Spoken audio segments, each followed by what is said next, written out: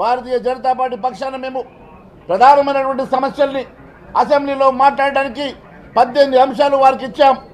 వ్యవసాయ రంగ సమస్యల మీద ఒకరోజు చర్చకు అడిగినాం. మరొక రోజు ఇరిగేషన్ మీద, సాగునీటి రంగం మీద, వాటి సమస్యల మీద, కాళేశ్వరం మీద ఒకరోజు మేము డిస్కషన్ అడిగాం. మూడో రోజు ఉద్యోగుల ఖాళీలు, ఉద్యోగుల భర్తీ, యువతకు జరిగిన అన్యాయం, నిరుద్యోగ యువత మీద ఒకరోజు చర్చ పెట్టమని చెప్పి అడిగాం.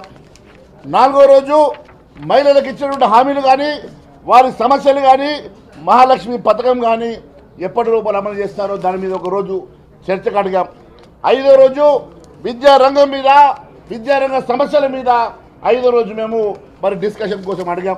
గృహ నిర్మాణ శాఖ మీద ఒకరోజు, సామాజిక పెన్షన్ల మీద, వృద్ధులకు వితంతులకు ఇస్తామన్న పెన్షన్ల మీద ఒకరోజు, రెవెన్యూ శాఖలో జరుగుతున్నటువంటి భూ సమస్యల మీద 15వ రోజు వైద్య ఆరోగ్య శాఖ సమస్యల మీద అయితేనేమి, 16వ రోజు ఆటో డ్రైవర్లను ఆదుకోవాలని ఆటో డ్రైవర్ల సమస్యల మీద అయితేనేమి, 18 రోజులు ఈ రాష్ట్రంలో అసెంబ్లీని నడపమని అడిగితే కనీసం 18 రోజులు అసెంబ్లీని నడపలేని దుస్థితిలో నిశ్చయమైనటువంటి ప్రభుత్వం, కేవలం అవినీతికి అక్రమాలకి పాల్పడుతూ అవినీతి అక్రమాల పునాదుల మీద నడుస్తున్నటువంటి ప్రభుత్వం అసెంబ్లీ నడిపే పరిస్థితిలో కూడా లేదంటే ఇది నిజంగా సిగ్గుచేటని చెప్పి నేను తెలియజేస్తా ఉన్నాను.